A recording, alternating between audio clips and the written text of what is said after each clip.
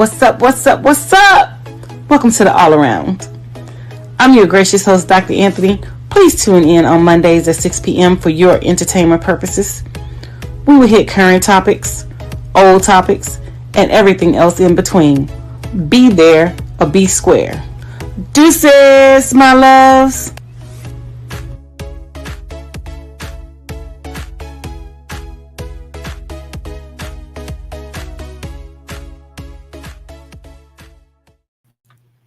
Hi, welcome to another great episode of the All Around. I am your gracious host, and I need my glasses. Sorry about that. Dr. Anthony, and we have an amazing show that we're going to put on for you tonight. My co-host, the beautiful Miss Ida Bullock, will not be here, but make sure you check out her podcast and her information at idalbullock.com, and she can help you with pretty much pastoral type things, ministries and things like that or whatever. But without further ado, it's going to be Mark and I. So let's go ahead and bring out Mark, my gracious producer. Hi, how are you? I'm doing good. How you doing? Loving those glasses. The glasses are definitely radiating. Got the whole library thing going on, and I know that you're smart and intelligent. I'm going like she's going with the library look today, and all in that space. My eyes have been acting up, so I need the glasses to straighten my eyes out so I can see, so I can read things, and when people respond, I'm able to read your comments, and it's not blurry. So. Got to do the glasses today because I've been struggling with my vision today. So that's where we are. So how are you? How was your weekend? It was good. We did an event over here at Hayti. It was actually honoring Brother Yusef, who was a jazz icon and all in that kind of space. Passed away about 15 years ago, but they are honoring him and actually making a film about his life and all in that space because he definitely trained a lot of the jazz people here and definitely was a figure that was known, and one of the things he was known for was his humanity because he definitely used music to bring people together and all along those lines. So he was an educator in the sense of educating people about the music as well. So a number of the people that spoke talked about how they would not have known about jazz or had an understanding of jazz had not been for Brother Yusef and the way that he taught them even when they were younger, because some of these people are now in their 60s, 50s, and maybe even pushing around near 70. But the lessons that he taught in both the music and just in life in general are lessons that they are carrying with them even to this day, because he definitely had that kind of spirit and all along those lines. And I actually knew him because he used to be a supporter of my parents' radio station and would come there on a regular basis. So a very powerful brother and a brother that was very well known and all along those lines. So definitely somebody that more people will hopefully be learning about as they hear about this movie that'll hopefully be coming out next year. Oh, definitely. So keep us abreast, and we have to revisit the conversation when the movie comes out. And as it nears, we can, remind folks and remind the viewers to, click like, share, and remind the viewers that we will, engage in the movie. And hopefully I can, if it's not here, I can come down to Durham and, partake in the movie with you. And maybe it's something that Ida and I can, do with you in that regard. But let's go ahead and get on these hot topics.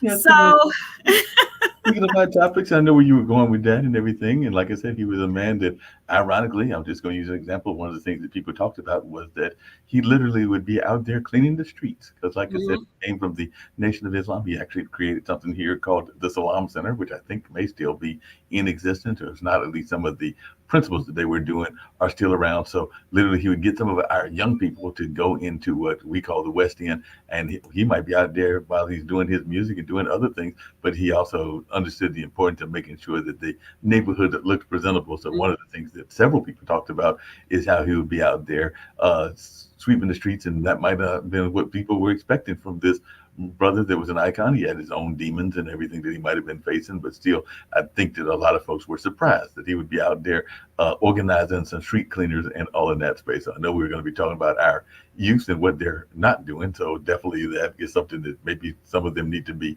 having some of that discipline that was out there in the 70s that is not out there now and in that space. So definitely I know that there's some people that are doing some crazy stuff. I mentioned earlier that here we've had some people that are in the bicycling lane and we've been in and out of traffic, and that sometimes is disruptive and also be hazardous. And there's been some complaints about some of those folks that do that, even if they're popping wheelies and trying to be impressive in whatever ways they think they might be impressive. But discipline is an important part of the conversation and having some respect and manners as well.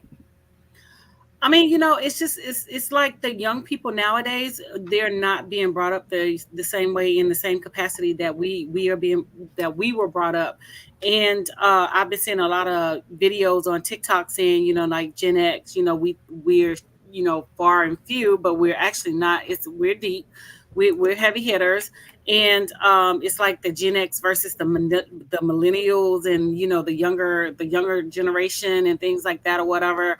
We were just brought up in a different era in a different time, and we're just built different. The younger people are more complainers about what their parents are not doing, and their parents should have done this, and their parents should have done that. We understood the assignment. We understood that our parents had to get out there and work and make things happen in order for us to have things.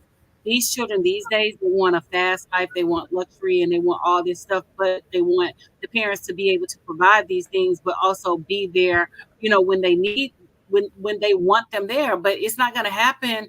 It's not going to happen. It's not going to happen like that. Your parents got to work, and especially if you're coming from a single household with a single mom or a single dad, your dad has to work, or your mom has to work to put food on the table, to make sure you have a roof on your head.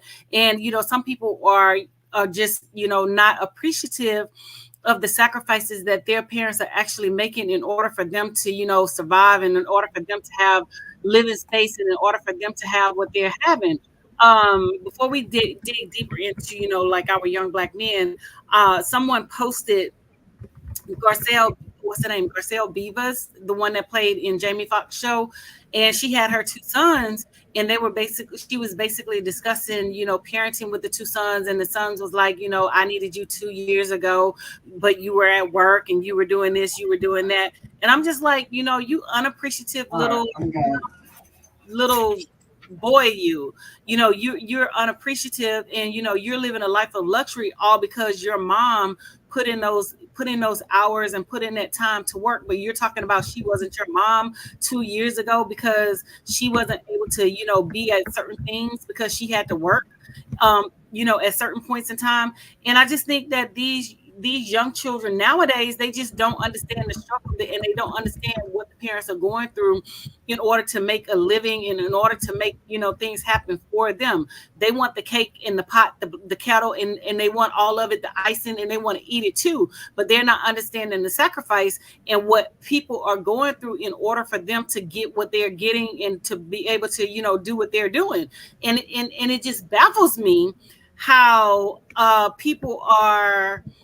these young folks are just, like, well, my mom didn't do this and my mom didn't do that. Okay, so if your mom didn't work, then you were going to be homeless. If your mom didn't work, you wouldn't have food on your table. If your mom didn't work, you wouldn't have had clothes on your back. So, I mean, really pick a fight that is worth picking, because this one right here is not worth picking.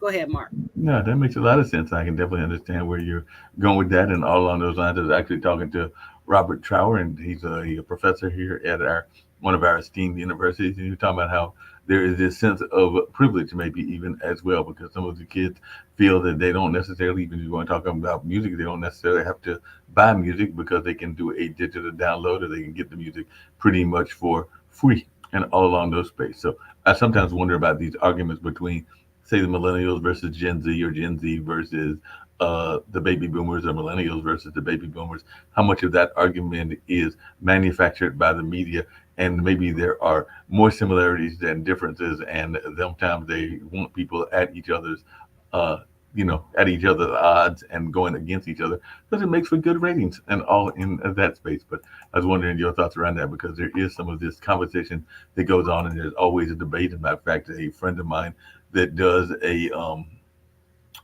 what do you call it, a business seminar, he oftentimes will have a session. I think it's on either Thursday or Friday, which is basically Gen Z versus the millennials, or maybe it's Gen Z versus the baby boomers. But I know it's in that generational lane, and talking about the things that are different, but also the things that might be similar as well. Almost definitely. It is definitely a state of, like entitlement and privilege and things like that or whatever. I mean, because I'm seeing it basically inside of the classroom. Kids are not coming prepared. They're not bringing supplies. They're not bringing this. They're not bringing that. They don't have paper. They don't have pencils. They don't have anything, and they expect us to, provide all of this stuff. And like I told them, I said, I don't provide school supplies. If you come to school, you need to provide your own school supplies. I mean, I used to be one of those educators back in the day that actually used to go out and make sure that all the kids had school supplies, make sure all the kids had this. I don't do that anymore, because my thing is, if you could walk around with a cell phone, a $2,000 cell phone, $1,500 whatever, $200 sneakers, you can buy school supplies. So if you come to school and you're not prepared and you're inadequate, you're not adept to be there and to perform, then that's on you. That's on you and your parents. It is not on me. I'm not doing it anymore. So I don't buy school supplies anymore. I had pencils and pens donated to me. Other than that, I provide, that in the classroom because it was donated to me. But as far as me going out and buying things, I'm not doing that, because I'm spending like hundreds and thousands of dollars on, supplies and things like that. And it was unappreciated.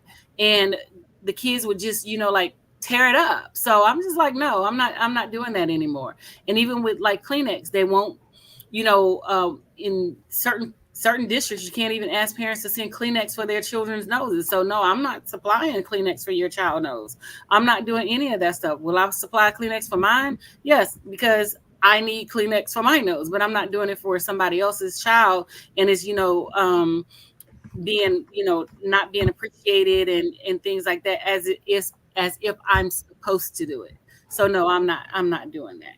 Mark. Hey, just really quickly, I was just wondering because one of the things we hear a lot of times when you're in the lane of education, and also in the lane of science and technology and everything, is sometimes people want to put the blame on the technology aspect, and maybe some of the kids have, as you just mentioned, too much access to the phones, or they want to go off and use their Oculus sets and go off into a different world and all along those lines. But how much of that do you think is true part of the blame, or is that just some of the blaming that is going on by society because they're trying to find a scapegoat and all along those lines? Because I do hear people that are oftentimes complaining about the kids having cell phones, or the kids having access to some of this technology and some of the technology may truly need for their education. But I was just wondering your thoughts around that as one who is in the educational lanes.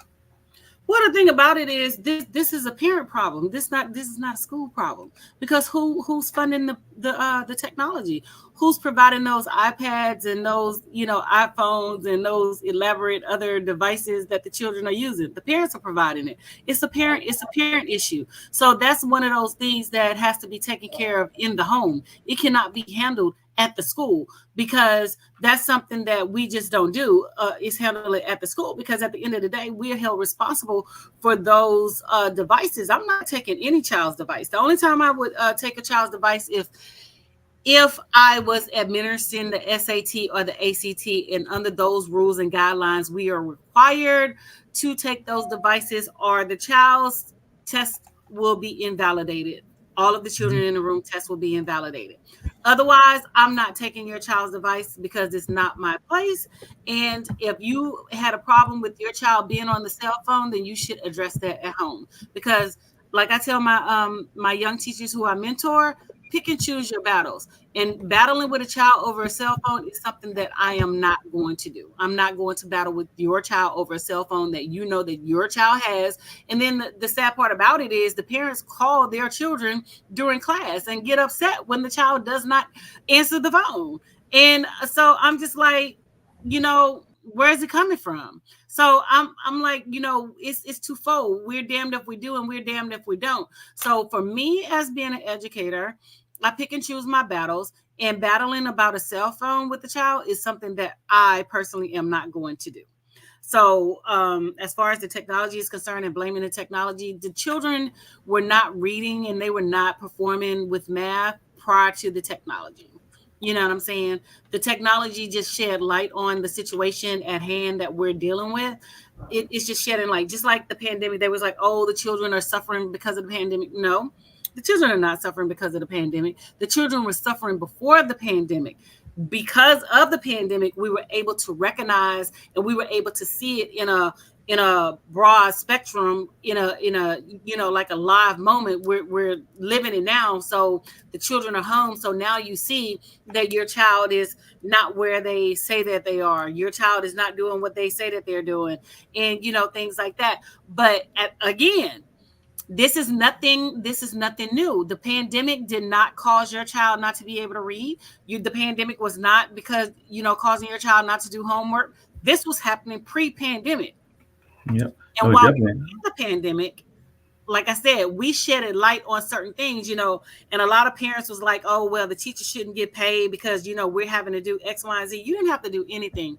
The only thing that we asked you to do with your child is to make sure that your child was on Zoom. And half the time, y'all couldn't even do that because the child showed up late. They were always tardy. They were halfway asleep. They didn't want to participate when we were on Zoom and things of that nature. So, no, you were not doing anything. We did everything. And I made sure that I videoed my classes. I streamed my classes. I taught before I went on to Zoom, and I had a video of the lesson so that they could always go back and refer back to the lesson because of the tardiness, the sleeping, not paying attention, not doing all of this while we were at school on Zoom. So parents, you did nothing. The only thing that we asked you to do was have your child ready, and most of y'all couldn't even do that.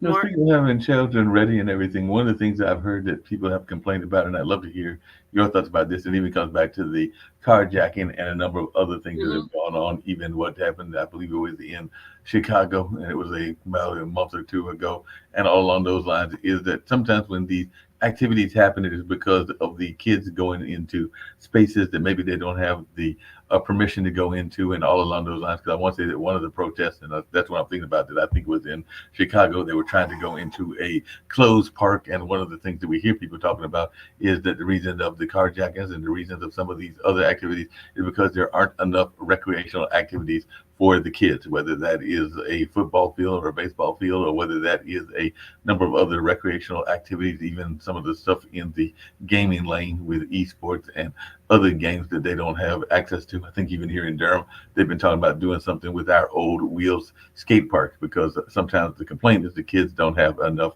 to occupy their time when they are outside of school and all in that space. But I was wondering, do you think that that is a cop out or a legitimate complaint that both the kids and the parents have, or do we need to make sure that there are activities for our kids to do even when they are not in the school grounds?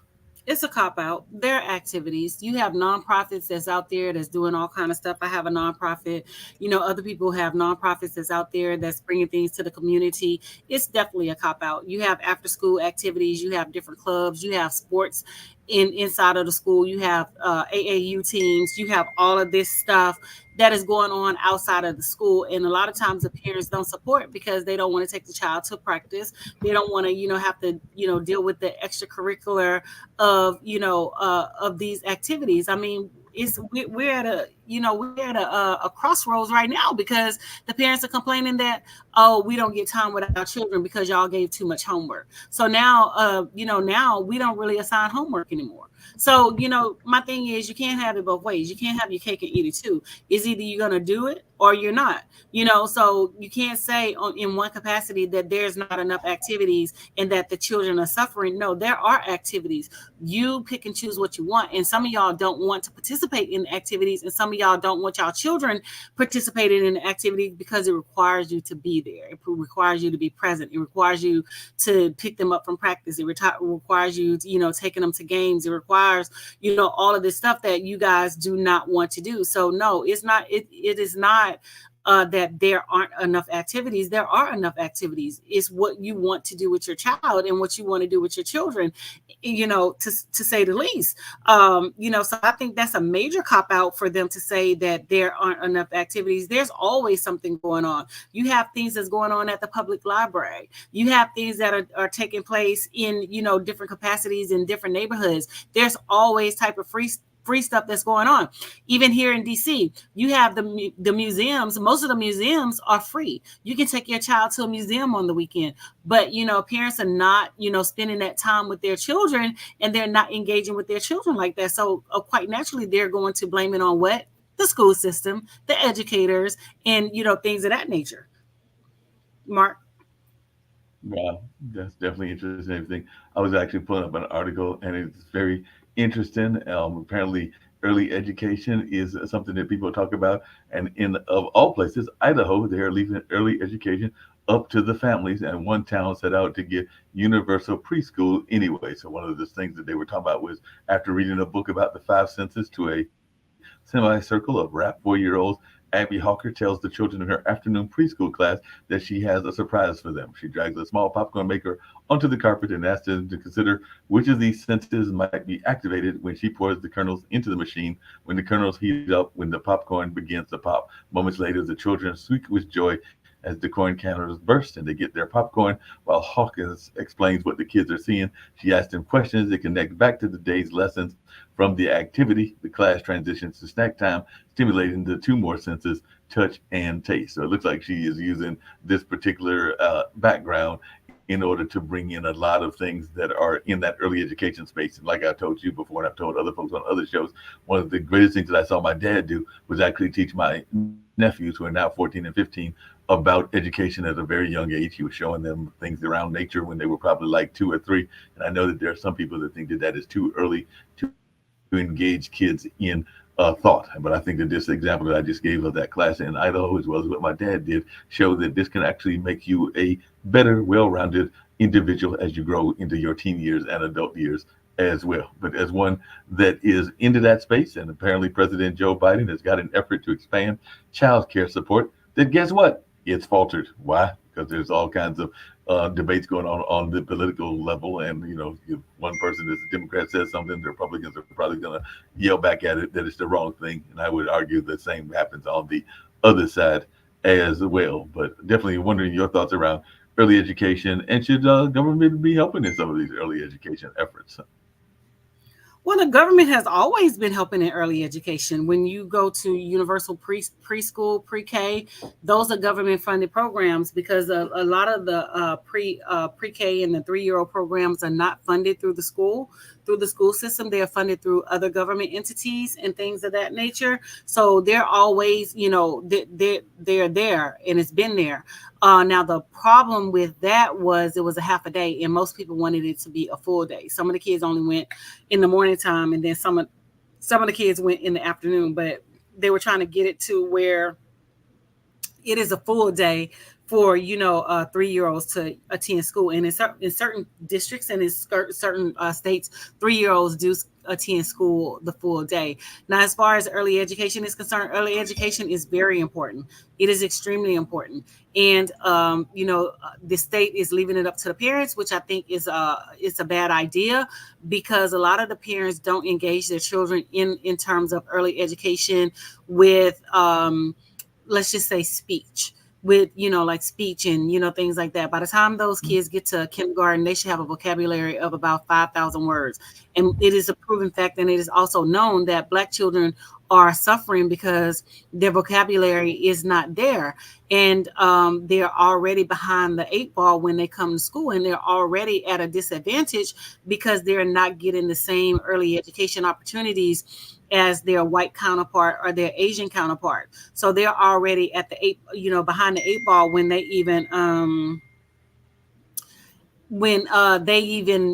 go to school and things like that. So putting a more structured plan in place for early education to me is a better way to go than just solely depending upon the parents to do things with their children, because we already see that that's not happening and that's not taking place. So we're going to be at a even greater disadvantage because children are having children younger than what we experienced in growing up, and things like that. And so the parents don't have the time to invest in their children and put things out there in terms of keeping the child engaged in educational opportunities and things like that, because they are working.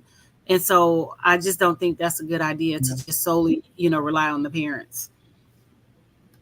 Well, what do you say to those people that complain that they don't have the money to go and put their kids in early education? Because I do know that there are some people that qualify for free Head Start or other child care subsidies, but there are a lot of folks that don't have that kind of money, whether it's Idaho, whether it's Mississippi, or a number of other places. There are a number of people that are living paycheck to paycheck. Apparently, in some places, the United Way has even stepped forward with scholarships that are given a large percentage of the amount of tuition to the family so that they can get the kids into these early education. But I mean, that is the number one thing that I hear people complaining about, is that, as you just said, they have to work in order to make a living, in order to support the family and keep the family on its toes. And then you add the cost of Head Start, or the cost of preschool, or just the cost of school in general. That is where I think sometimes parents get frustrated. So what is your answer to the parents that are thinking that they don't have the money to even get those supplies that you were talking about earlier? Well, the thing about it is, the parents have way more resources than we do as educators. There's always people. There's always people that that make donations to the school, and they have opportunities. Like I said, from 501c3s, nonprofit churches, church organizations, different organizations where they can go out and get school supplies and things like that. And a lot of people always give parents donation through, and sometimes they make it directly to the school, or sometimes they'll give it out. They'll have like a drive by where they drive by and they put the stuff in the cars and things like that. But there's always some type of organization that is giving out supplies, so the parents do have resources, whereas educators, we really don't know.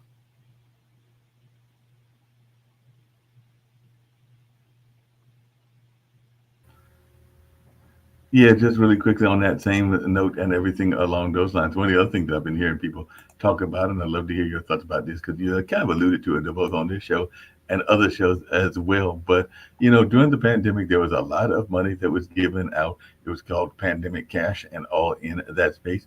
But apparently that's about to run out. So now they're now saying that some schools are going to be hitting a kind of a cliff. That's actually what they're calling it. It's a pandemic cliff that they might be falling over, and all along those lines. Because definitely it sounds like schools are attempting to spend their remaining COVID relief funds effectively while trying to limit disruptive budget cuts in later years. So I was just wondering, as one that's in the education space, if you got any thoughts around that, because I do remember that a number of schools definitely got some money in order to get some of the things that they needed, whether that was virtual learning or a number of other things that was out there.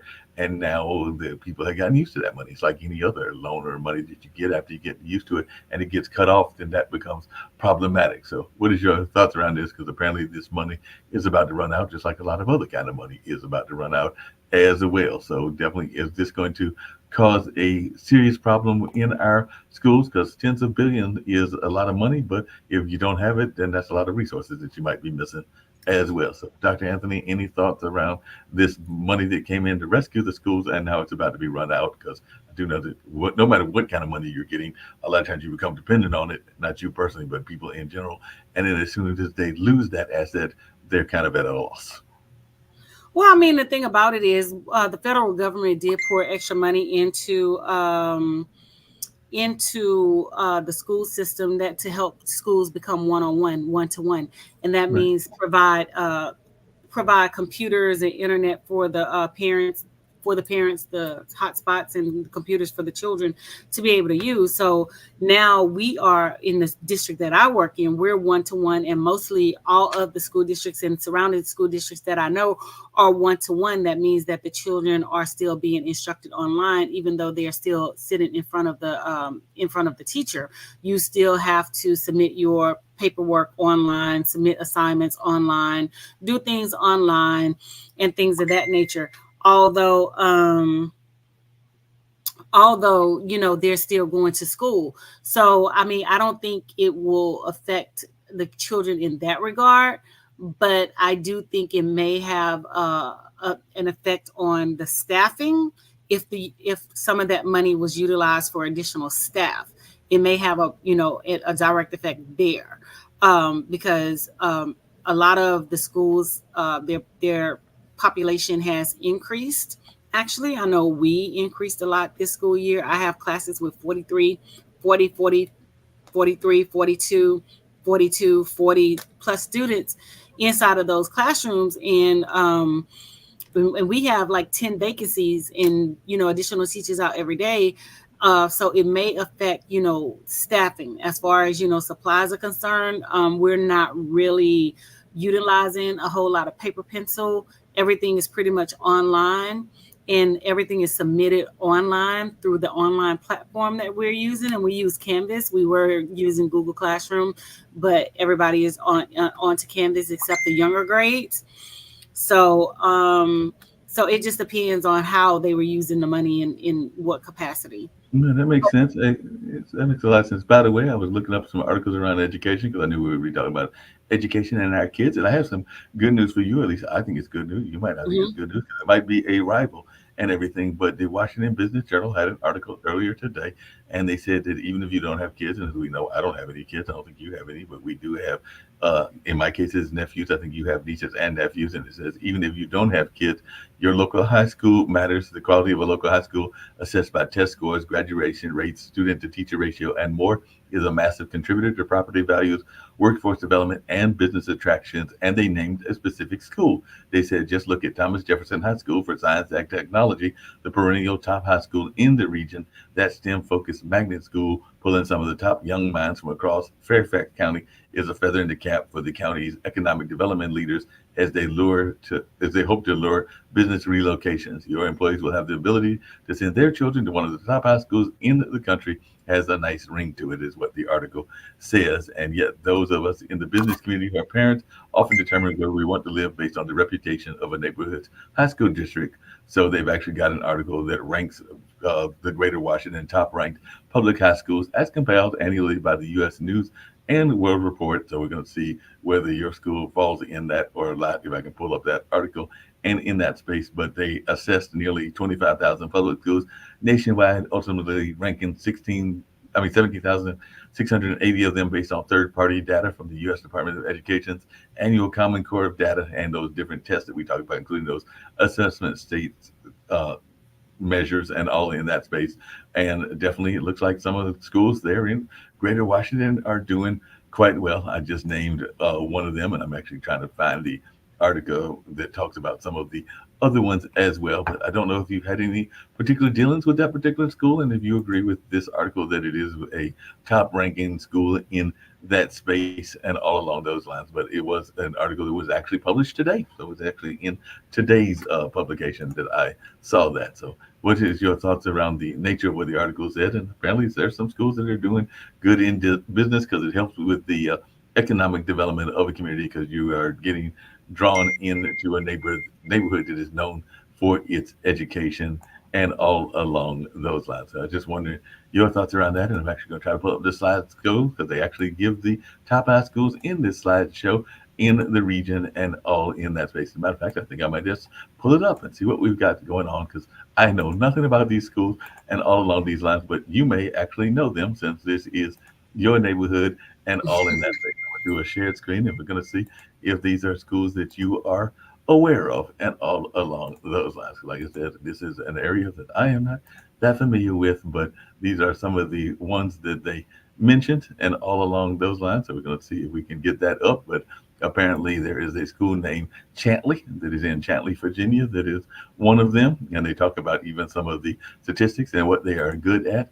And in that Well, the space, thing about that too is, you have to look at the demographics of the school and how they are using the information in order to rank the schools.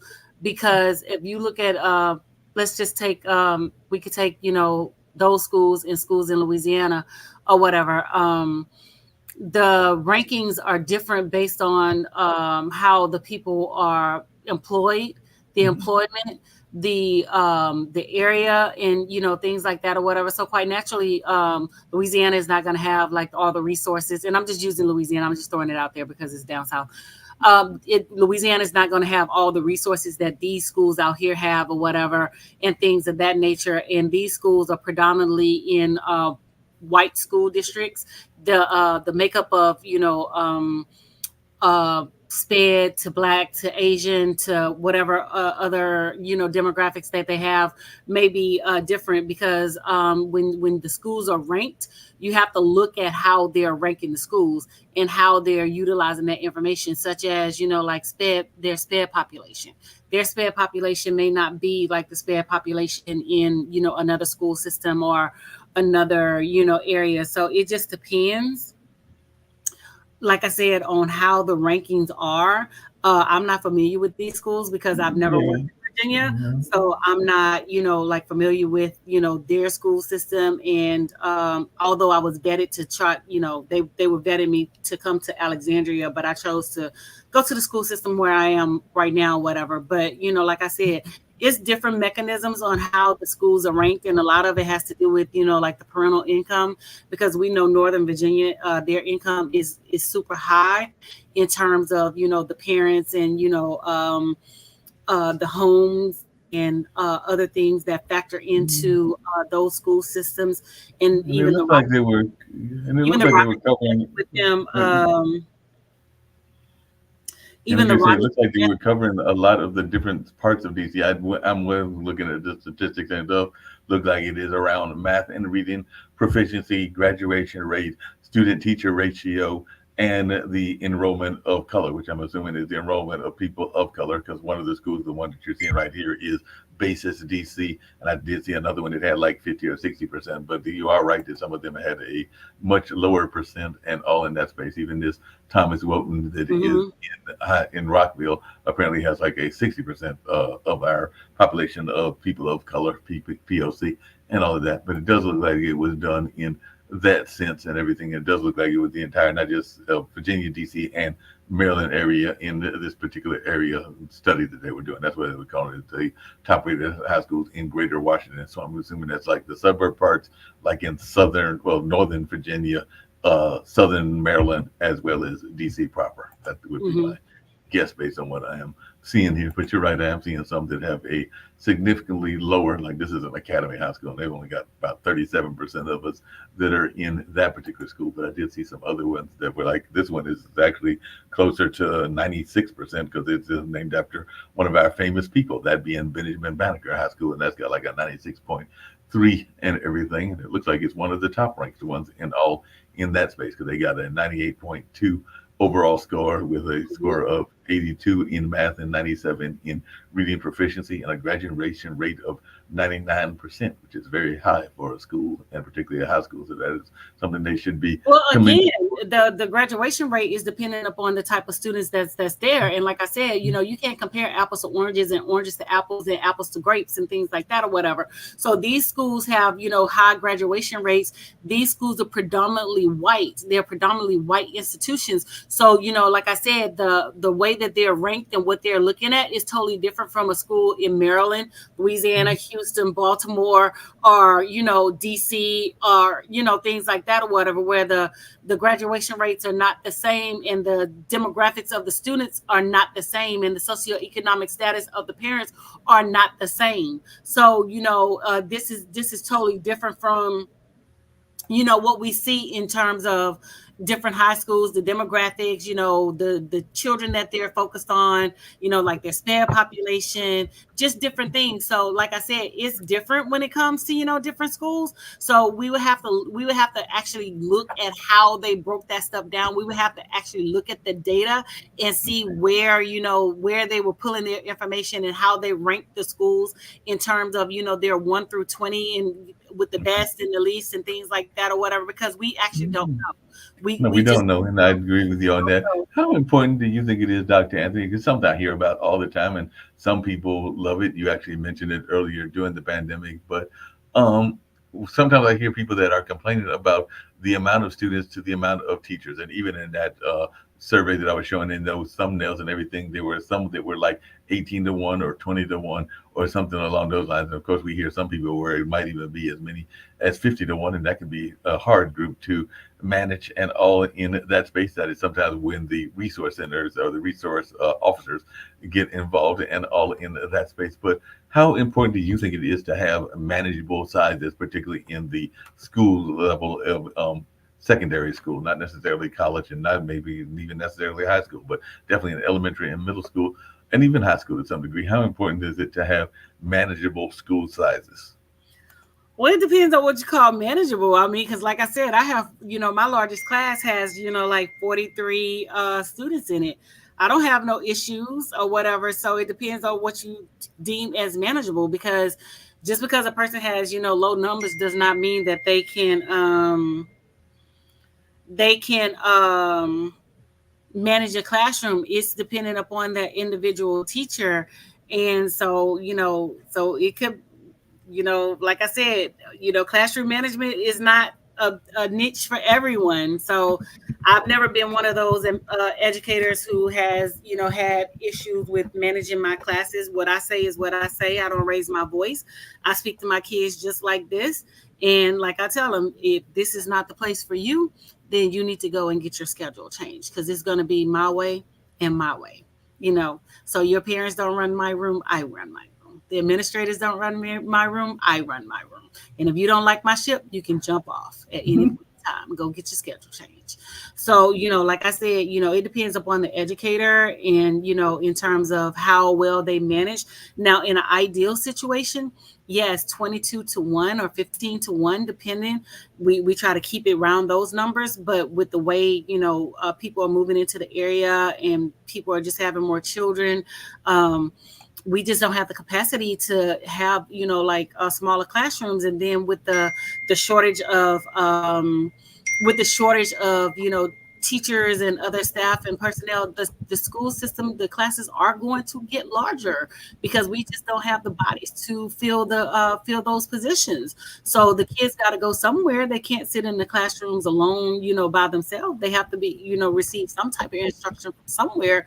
But that's another problem that needs to be addressed at a later time, because we're focusing on the children right now. And but that's something that is going to plague us from here on out, because my generation of educators, we're on the brink of retirement. So if they don't do something now, in a few years, you're just not going to have the teaching capacity that you have. And we're already struggling right now with not having enough teachers to fill the spaces and things like that, because the teachers are now saying that they don't have to deal with the disrespect from the parents. They don't have to deal with the disrespect from the children. They don't have to deal with the disrespect from the administrators. So they're just realizing that they can go out and they can get other jobs and utilize their skills elsewhere. And so, if something is not done, we are going to really be in a bad situation when it comes to, further educating our children, which, leads me to, like the education of Black boys and, how they're responding. A lot of people are like, we are doing things, to harm young Black men and Black boys and, things of that nature. But at the same time, what are the parents doing to, push their children and to discipline their children? And I wanted to focus on Black boys because of the simple reason I was reading an article today and yesterday that a young Black boy, it was two teenagers who were trying to carjack someone here in the district, and one of them ended up losing their life. So my thing is, are you just going to let your child just go out there and run raggedy and run wild and end up dead, pushing up daisies?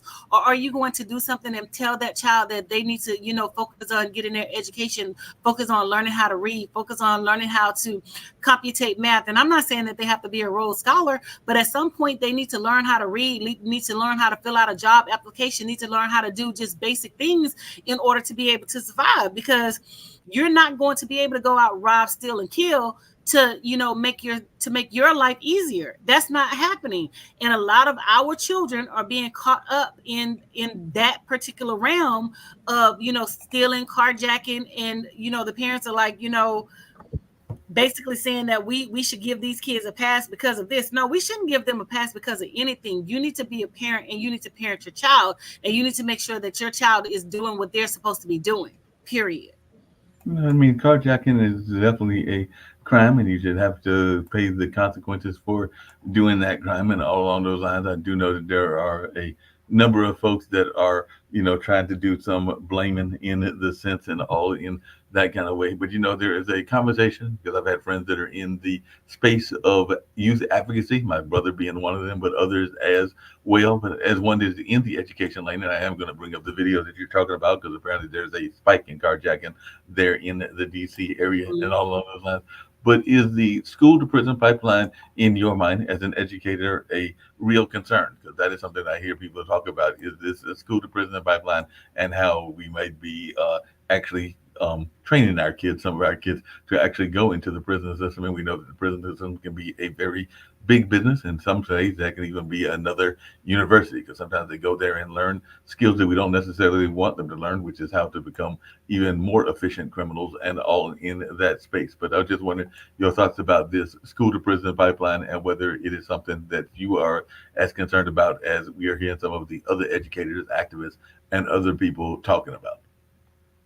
Well, the school to prison pipeline is a real thing. And, I've stated this before.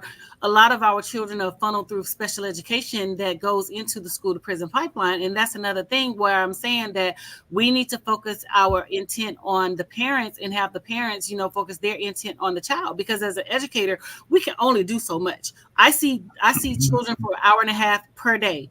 And I can only do so much within that hour and a half out of those 3 classes that I teach per day. So, the parents have their children way more than I have their children. So we need to have some type of accountability placed on the parents and the students because they're 2/3 of this equation. The teacher is just 1/3, So the parents have to be at fault and the child has to be at fault. We can't just solely blame it on the educational system because we can't go home with your child and make sure that your child is doing what they're supposed to do. We can't go home with your child and make sure your child is reading. We can't go home with your child on the weekends to make sure your child is doing X, Y, Z. And then, like I said, you've gotten to the point now where they don't even want us to give homework. So, we're damned, like I said, we're damned if we do and we're damned if we don't. So at some point in time, the parents got to step up and they have to assume responsibility for their child. And because as an educator, it's only so much that we can do. I remember when my nephew, who is 22 now, was in school. He was acting up in school, and I went to his school and I whooped his ass in front of his class because this is where you acting up at. This is where you gonna get punished at. And I never had a problem out of him since. So I'm not saying that works for every child. Don't get me wrong. I'm just saying what worked for me and my nephew or whatever. So we have to be more vigilant with our children. We have to discipline our children. We have to make our children understand that the behavior and the road and the trajectory that they're on is not the road and the trajectory that they need to be on. The behaviors, the being disrespectful, the acting up, that's not where it's at. We have to, and that starts in the home. So we have to make sure that we're doing what we have to do in the home. And as far as, like you said, the concern of the cell phone, that's a parent problem. That should not be an educator problem. The parents are purchasing those cell phones because I purchased one for my nephew. I sure did. He had a cell phone, but I never had a problem with him having his cell phone out in class. He had a cell phone. He put it in his locker, and that's where it stayed until the end of the day. So those are conversations that we had with him prior to him going to school. So those are things that parents need to take care of instead of trying to place the blame on teachers, talking about teachers not doing this, teachers not doing that. But who bought the cell phone? Who bought this for the child? The parents. So we need to get the parents on board with, partnering and working with the school instead of thinking the school is, out to get them and out to get their child. We can only do so much. And without the support of the parents, it's not a whole lot that we can do. Yeah.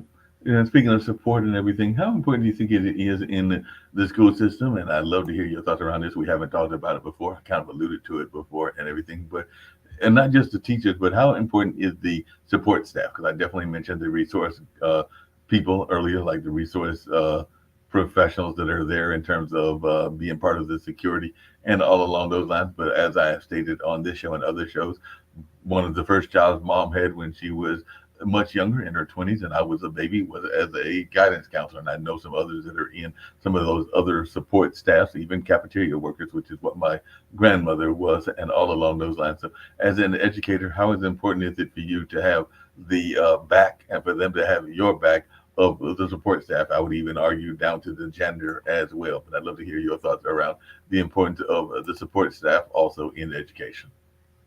Well, the support staff is very critical in education, because there's a lot of things that you can't do without the support staff.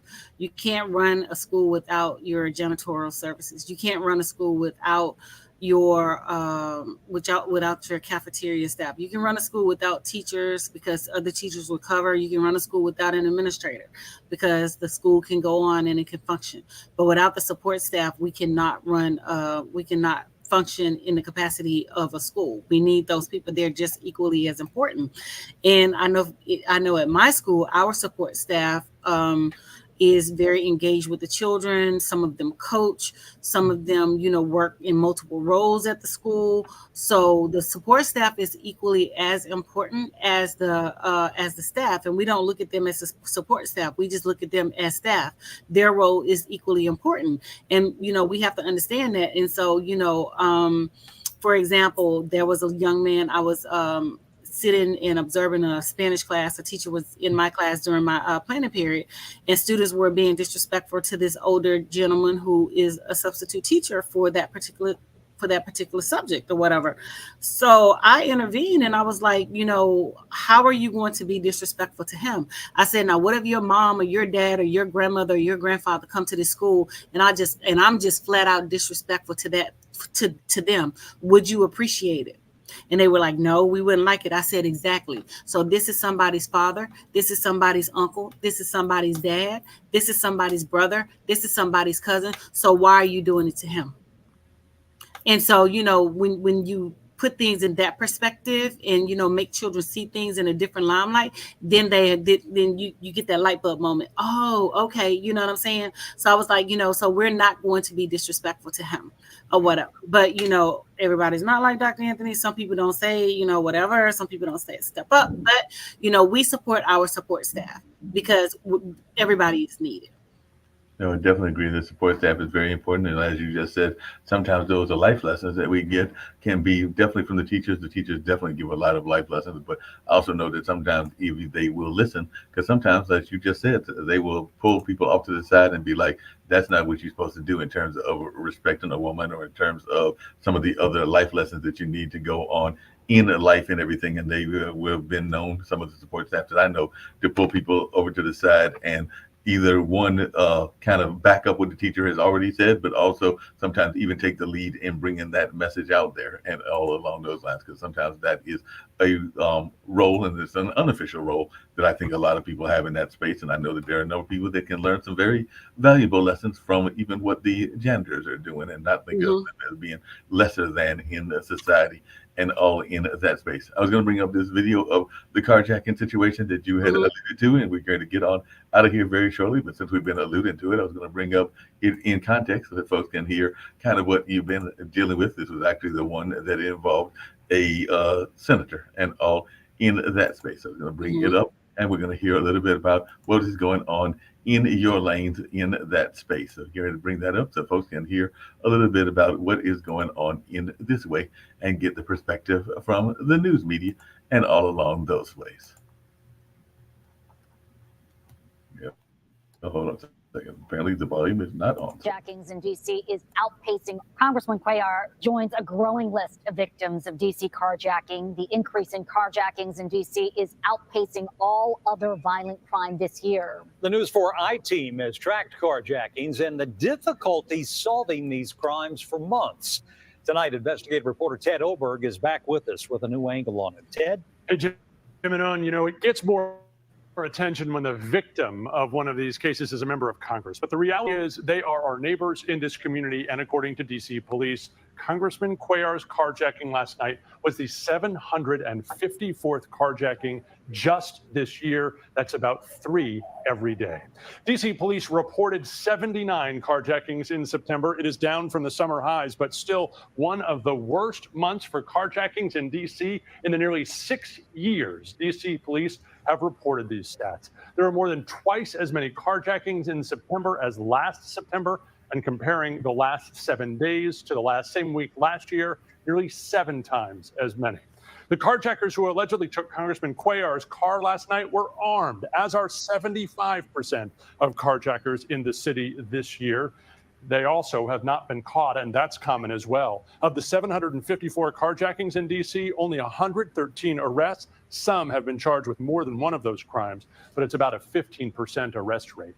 Today, D.C. police said they are making progress on carjacking in the last 30 to 60 days, and there may be some positive movement. The head of the Investigative Services Bureau says so many carjackings are committed by young people, but they don't know why. Said today not a single juvenile suspect has talked to D.C. police after an arrest. The one thing he was clear on is that he needs more help. Asked if he has enough officers, he was emphatic. No, I don't think we do. The chief's asked for 4,000 officers, the mayor supported, or the mayor's also asked for 4,000 officers. You know what our staffing is like. So when you have an increase in cases and a decrease in numbers, it's going to put a strain on the detectives. Now trying to solve so many of these crimes. Months ago, as the carjacking numbers started to climb, we talked with the head of DC's carjacking task force, and she told us then these cases are hard to solve as there's typically hours of surveillance video to go through. Oftentimes, as they were last night, the suspects wear masks, the cars aren't kept for long, and she too could use more help on her task force.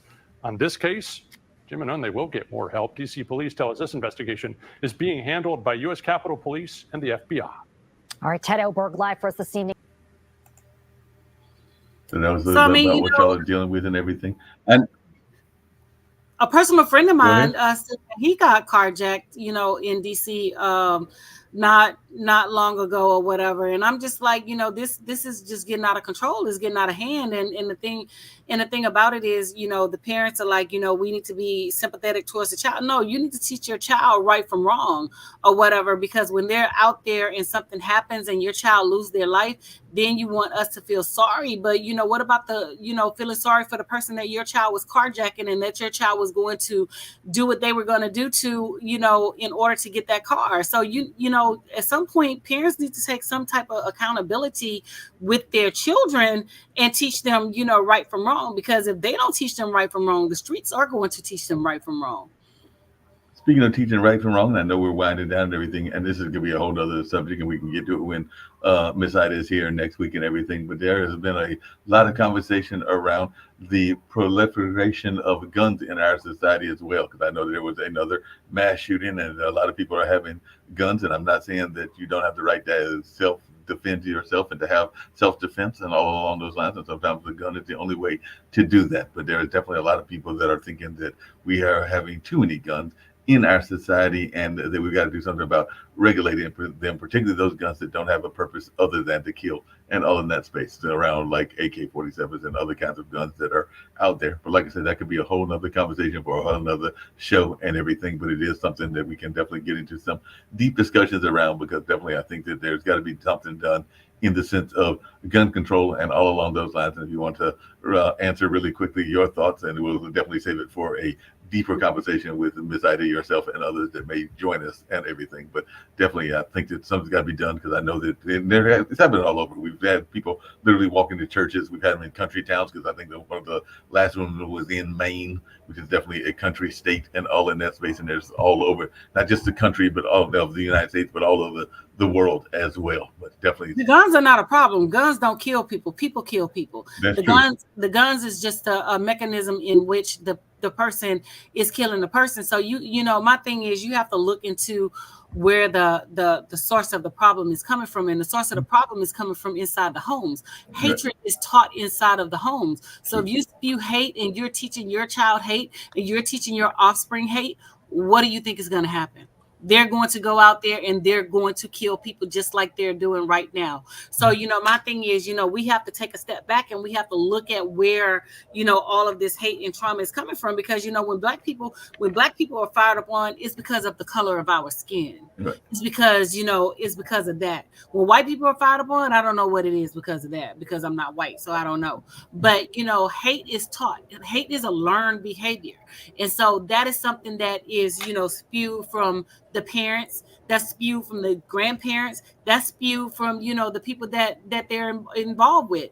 Like they say, you're a product of your environment, and you definitely are a product of your environment. And if that's what your environment is spewing, nothing but hate, then you have no other choice but to be that product and produce the hate that you see, the hate that you give.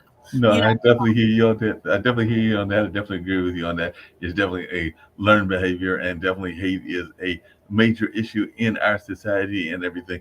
I don't know about you, and maybe we'll close out on this note, and I'm sure you'll have an answer. You'll probably definitely have an answer on next week and everything. But I do sometimes get frustrated when people are using the fact that they are being hated on to justify some of their actions and everything. Because I'm not saying that there is a cause to be anti-Semitic. There is never a cause to be anti-Semitic or even anti-Muslim or a number of other things as well. But sometimes they use that as if there are not other groups that have been hated on as well, and all in that kind of space. Because I definitely do not think that anti-Semitism should be encouraged, but they're not the only ones that have faced this crisis. And if you hear some of the latest conversations, you would think that while there is a spike in anti-Semitism, there has not been a spike in some of the other hatred that exists as well, including a spike in some of the hatred of the Black and brown people in our lives as well. So before we hit your exit, that is also your entrance, any thoughts around that just really quickly? Because I know a number of my Jewish friends are worried about the rise of anti-Semitism, and I think that's a legitimate concern,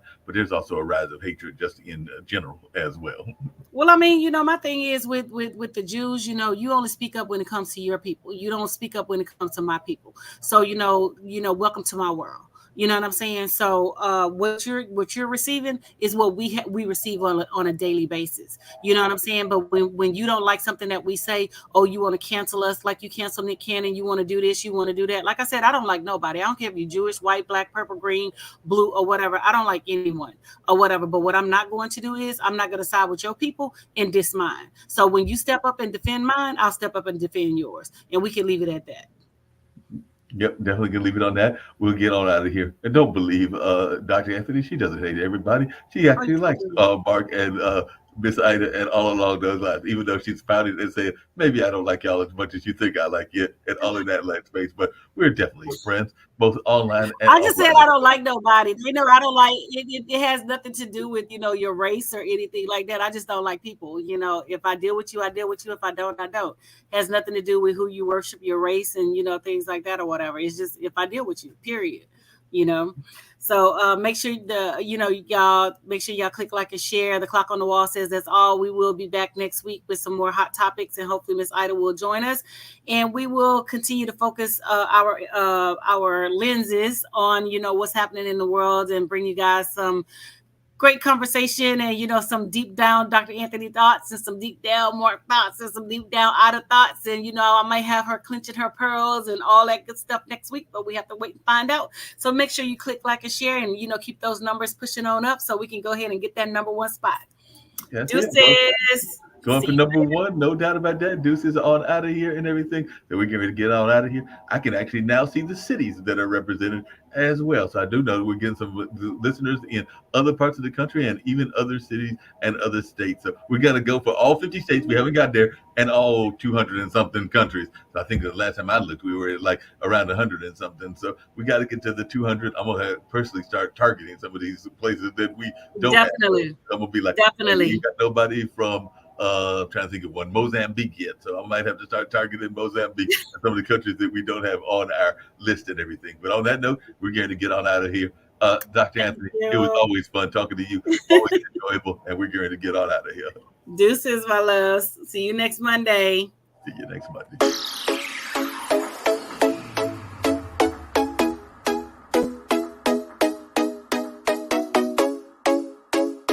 What's up? What's up? What's up? Welcome to the All Around. I'm your gracious host, Dr. Anthony. Please tune in on Mondays at 6 p.m. for your entertainment purposes. We will hit current topics, old topics, and everything else in between. Be there or be square.